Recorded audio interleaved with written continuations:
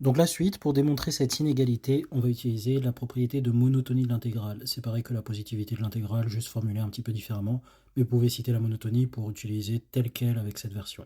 Si vous regardez bien l'inégalité qu'on vous demande de démontrer et que vous l'exprimez au brouillon, vous verrez qu'en fait, les fonctions qu'on vous demande de comparer, c'est la fonction qui est à l'intérieur de in et la fonction exponentielle moins nx. Si vous démontrez que cette fonction exponentielle moins nx sinus x est inférieure simplement à exponentielle moins nx, c'est gagné. Mais vous avez exponentielle moins nx des deux côtés qui est positif. Donc vous savez que ça va venir d'une multiplication positive qui ne va pas changer l'inégalité. Donc ça équivaut à comparer sinus x à 1. Sauf que comme vous connaissez votre cours, vous savez que sinus x est toujours plus petit que 1. Et donc a fortiori, il est sur l'intervalle 0π. Donc c'est parti. Pour tout x dans 0π, sinus x est inférieur ou égal à 1.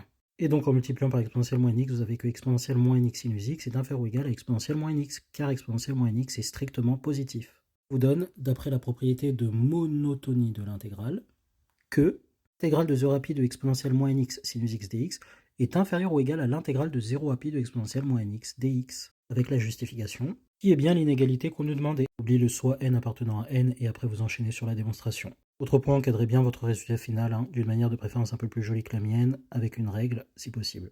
Question 3b, maintenant on nous demande de calculer cette intégrale.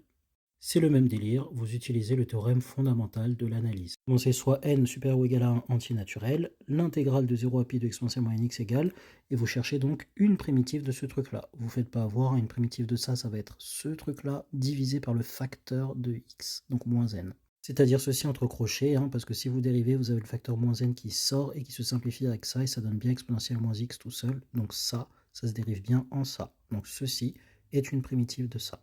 Ce qui est égal à ceci en remplaçant x par les différentes valeurs, donc x par pi ici, x par 0 ici, je mets des parenthèses et je mets un moins entre les deux, ce qui nous fait bien ceci, qui est bien égal à ceci, ce qu'on voulait démontrer à la question 3b. Donc même délire, question 3c, on vous le donne gratuitement, on vous dit de déduire des questions précédentes la limite.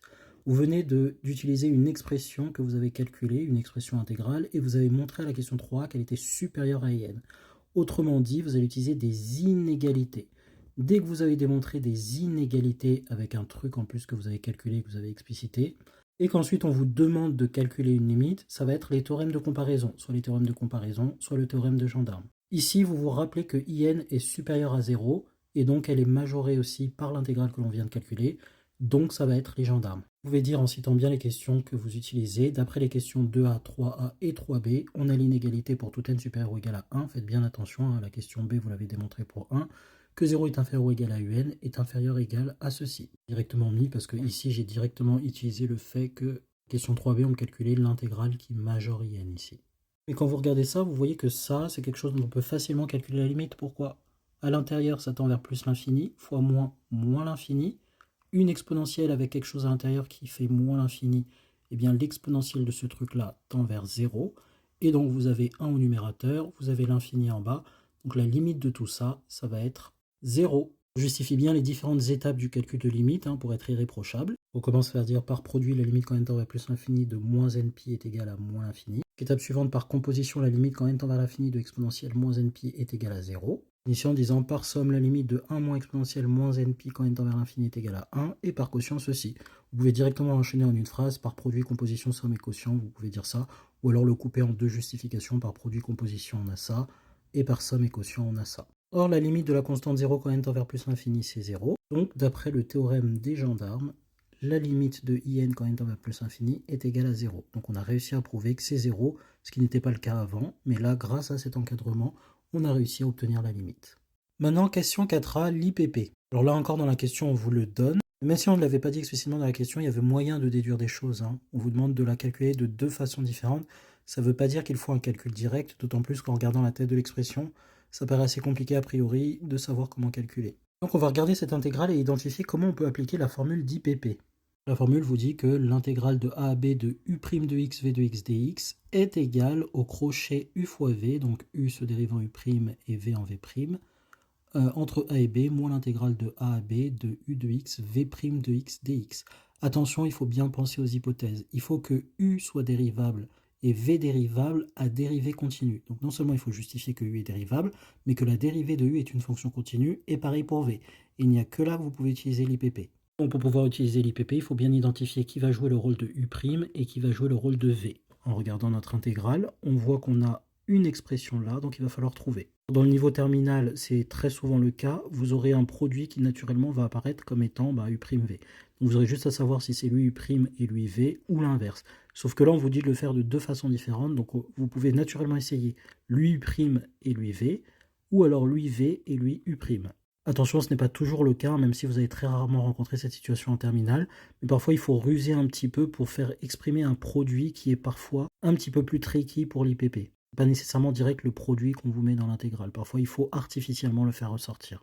Sur votre brouillon, vous identifiez bien U' et V, donc on va appliquer la formule en disant que ça c'est U' et ça c'est V. Donc U' c'est exponentielle moins nx et V c'est sinus x.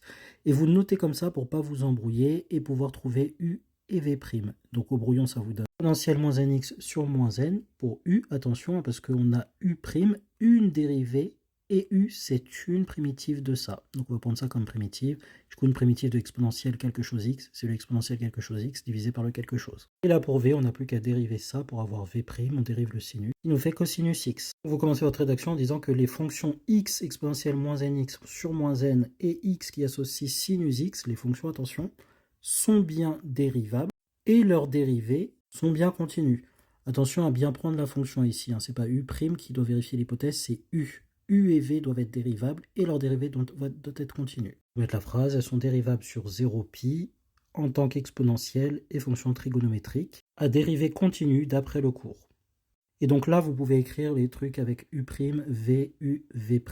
Je ne vais pas le réécrire parce que je l'ai déjà fait, mais vous l'écrivez après avoir justifié la dérivabilité et la continuité des dérivées. Vous appliquez l'IPP en prenant bien soin de remplacer attentivement. Donc par la formule d'intégration par partie, on a que UN est égal crochet du produit U fois V, donc exponentielle moins nx divisé par moins n multiplié par sinus x entre 0 et pi, moins l'intégrale entre 0 et pi de UV', UV', c'est-à-dire ça fois le cos, donc du coup, exponentielle moins nx sur moins n multiplié par cos x dx. Est égal en remplaçant donc les bornes exponentielle moins n pi sur moins n fois sinus pi, moins exponentielle moins n fois 0 sur moins n fois sinus 0, moins l'intégrale de moins 1 sur n, je l'ai mis en facteur de 0 à pi de exponentielle moins nx cosinus x dx.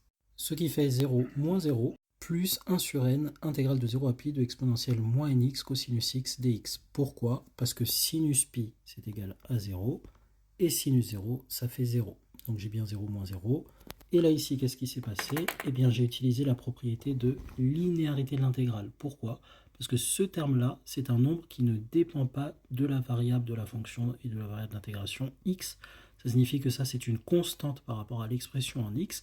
Et donc la propriété de linéarité de l'intégrale me dit que l'intégrale de cette constante fois la fonction, c'est la constante fois l'intégrale de juste la fonction. Et donc j'ai fait sortir la constante ici, et avec la règle des signes, vu que j'avais un moins là et un moins là, c'est devenu bien 1 plus. Donc j'ai plus 1 sur n fois l'intégrale de 0 à pi de exponentielle moins nx fois cosinus x, qui nous fait 1 sur n fois jn. Et donc j'ai démontré une des relations qu'on voulait démontrer pour cette question. Dans la deuxième partie, on nous dit de le faire avec une deuxième IPP. Je ne vais pas tout redire, mais vous refaites exactement la rédaction pour justifier la dérivabilité et la continuité des dérivés pour pouvoir utiliser l'IPP. Et vos fonctions, ça va être ça. Donc il va falloir le justifier pour U moins cos x, attention, primitive de sinus x moins cos x, et pour V exponentielle moins nx. Et donc en appliquant la formule, j'ai le crochet U fois V, moins l'intégrale de 0 à pi, de moins cos x moins n exponentielle moins nx dx. Il nous fait ceci, puisque j'ai pris cette expression et j'ai remplacé x par pi, et ensuite j'ai repris cette expression en séparant par un moins, et j'ai remplacé x par 0.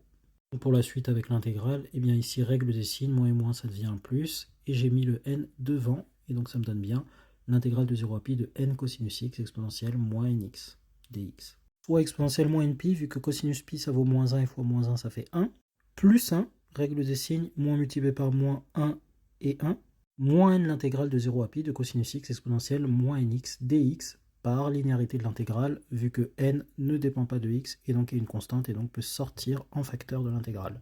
Ce qui donne bien ce qu'on voulait ici. Et donc j'ai que in est aussi égal à ceci. 4b, vous êtes dans une question petit b, donc qui suit un petit a, donc ça veut dire qu'on va utiliser ce qui est avant. Et effectivement, dans la question, on vous dit d'en déduire que in vaut l'expression voulue.